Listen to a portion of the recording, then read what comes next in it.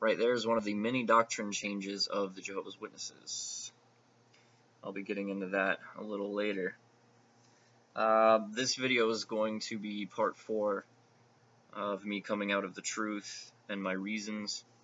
This one is going to focus on the origins of the Jehovah's Witnesses and then their doctrine changes that have frustrated me to no end.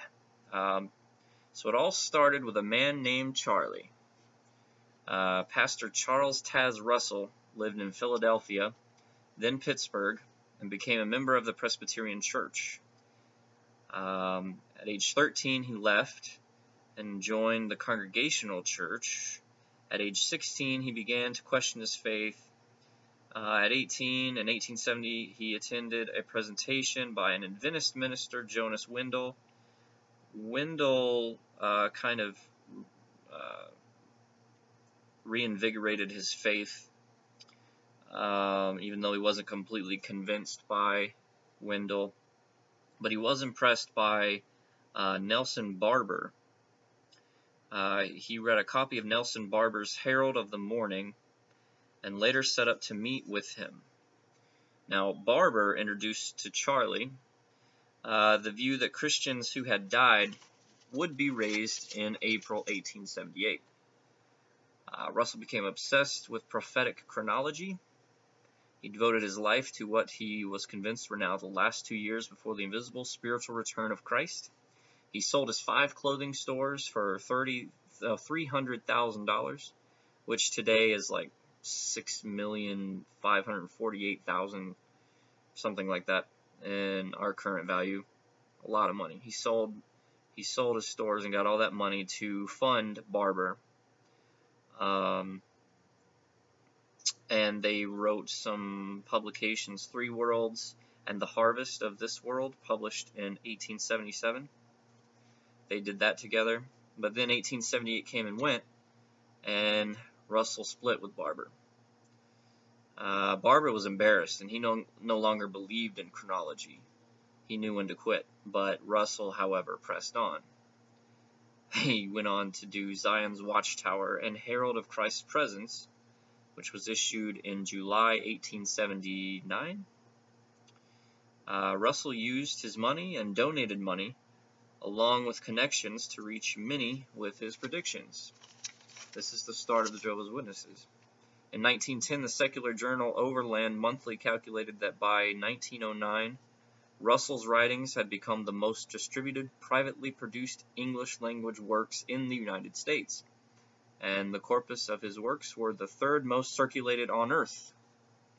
Why so popular? Well, he convincingly wrote and sought to prove the end would come in 1914.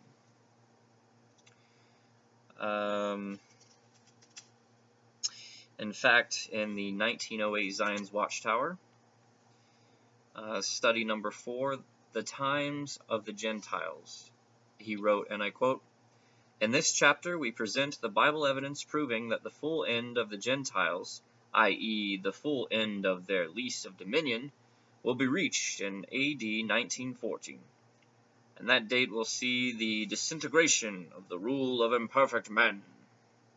I should have done the voice, because everybody talked the same back then. They're like, "In this chapter we present the Bible evidence proving that the full end of the Gentiles..." That's what I should have done. I'm not going to do it now. We'll just move on. So anyways, yeah, he said that the full end of their lease of dominion would be reached in 1914, and that would be the disintegration of the rule of imperfect men. It's point blank. There's no dodging that he predicted 1914 was the end of the rule of imperfect men.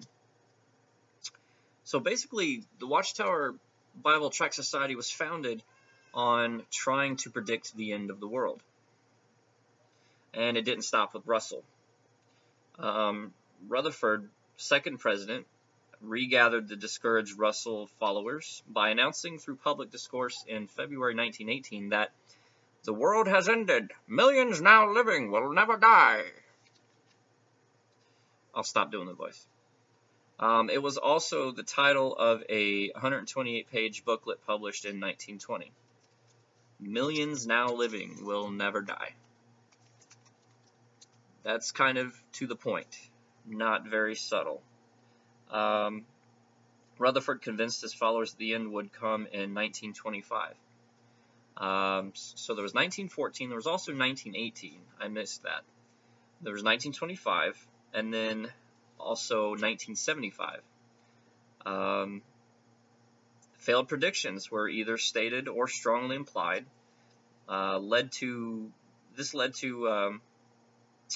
abandonment of some doctrines, or alteration of many doctrines, because obviously the end never did come. They're at it again. In 1966, Watchtower Publications and Convention talks built anticipation to the date 1975. I've got a quote here from The Awake, October 8th, 1966. It says, "Does God's rest day parallel the time man has been on earth since his creation? Apparently so.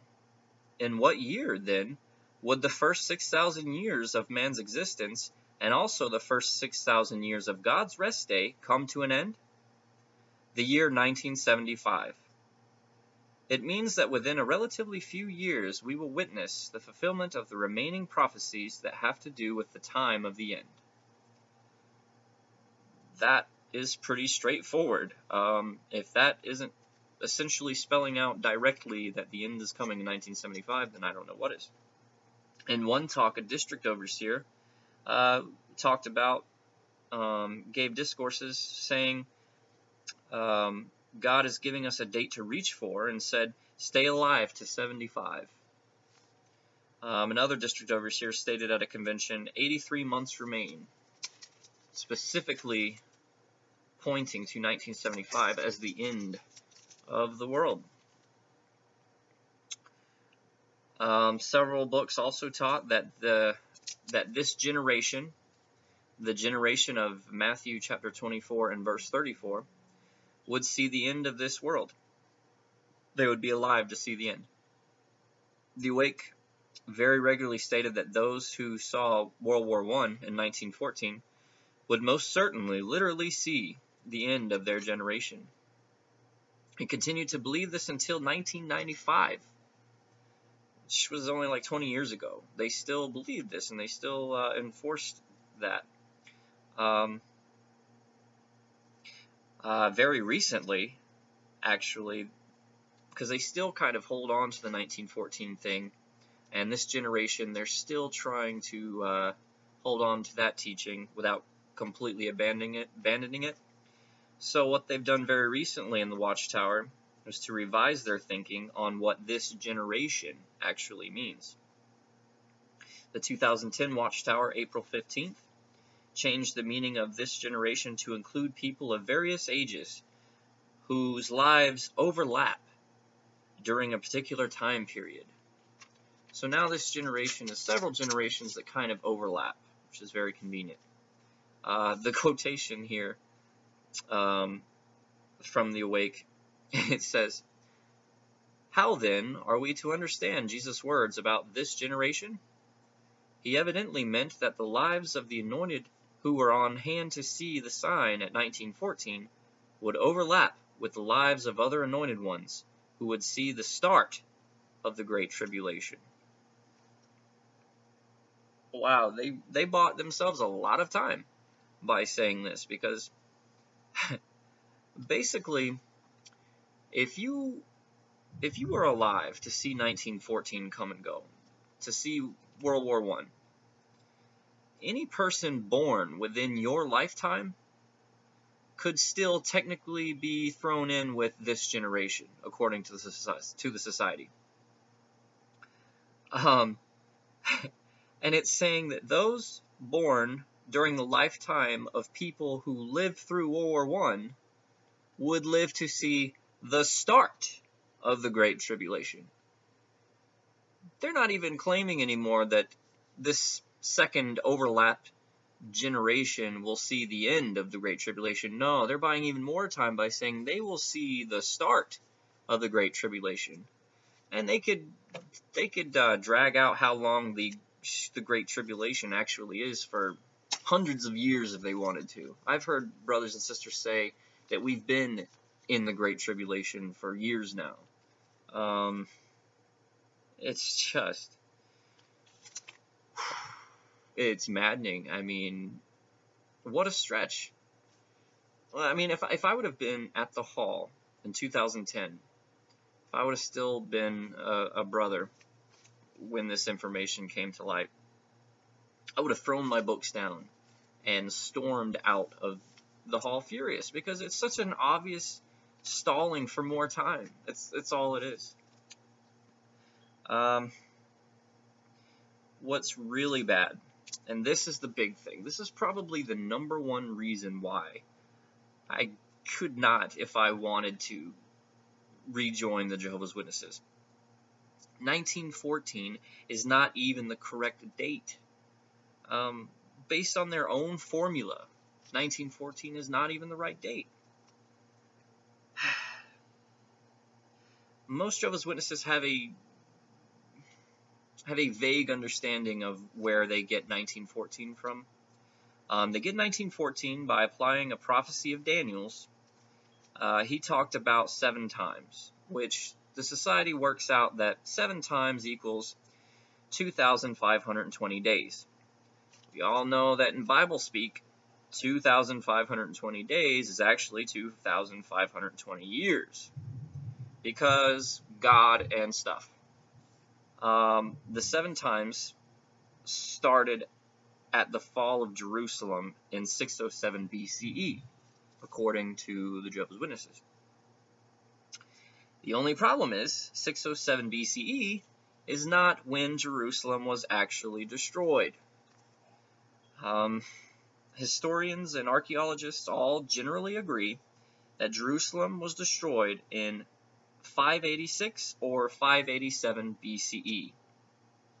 That's 20 years, let's see, it goes backwards, so that's 20 years later than society thinks. Jerusalem was destroyed twice. We're talking about the first time that Jerusalem was destroyed. Where did they get 607 instead of what historians and archaeologists come up with? Well, not based on fact. They think that Jerusalem was destroyed in 607 based solely on Bible prophecy. They look at other scriptures to get a prophecy, and they think that that prophecy is related to this prophecy, so they basically count backwards based on another prophecy to land at 607 BCE. I'm going to try to explain it to you. I have it written down here the most simplest way I can explain it to you, because this is brilliant. You're going to love this. Okay. So they take a prophecy of Jeremiah and count backwards. They think that the start of Daniel's 7 times that we just talked about must begin at the end of Jeremiah's 70 years that he prophesied about. He prophesied that 70 years Jerusalem would be resting or vacant.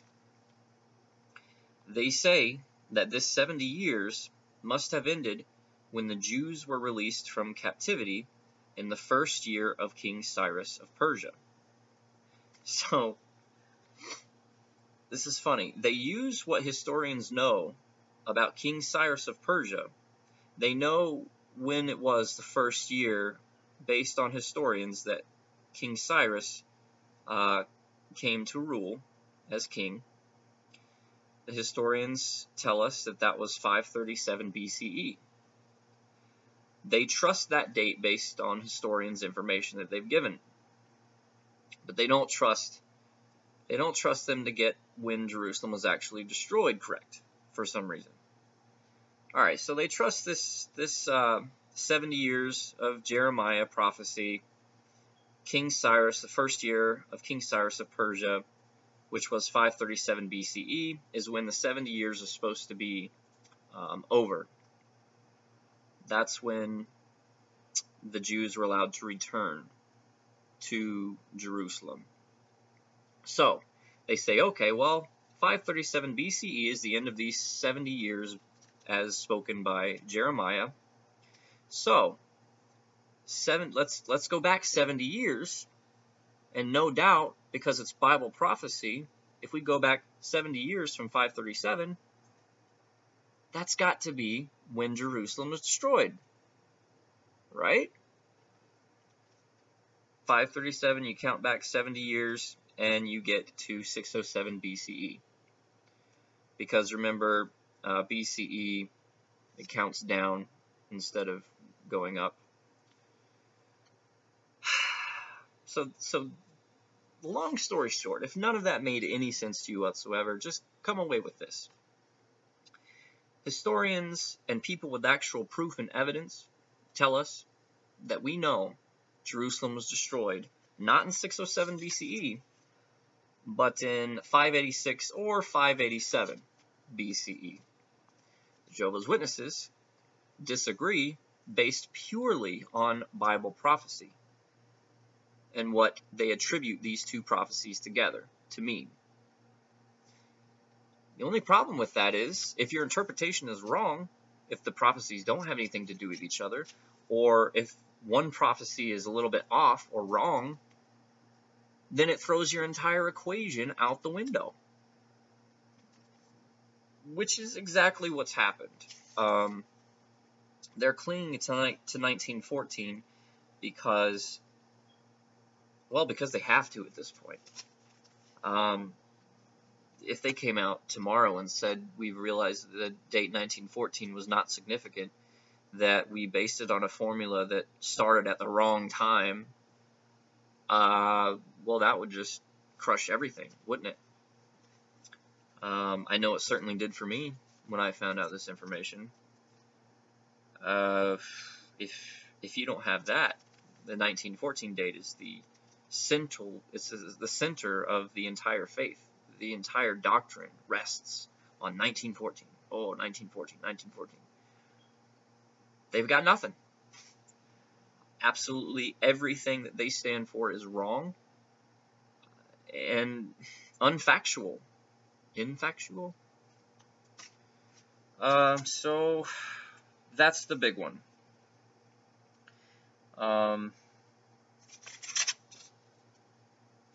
So clearly, the Jehovah's Witnesses are false prophets. Clearly. It's not even a debate. They prophesied things that did not come true. Not even close. And what does the Bible say about false prophets? Well, Matthew chapter 7 and verse 15 calls them ravening wolves. 2 Corinthians chapter 11 verses 13 through 15 says, they're transforming themselves into the apostles of Christ. 2 Peter chapter 2 verses 1 through 3 calls false prophets, bring in damnable heresies, bring upon themselves swift destruction. I agree. I agree with the Bible. For once, I absolutely agree that based upon that scripture, the Jehovah's Witnesses need to be brought into swift destruction. Now, don't get me wrong. The Jehovah's Witnesses do a lot of honorable things. There are some good values. There are some good qualities to what they do, but there is with any religion. There are good sides to every religion.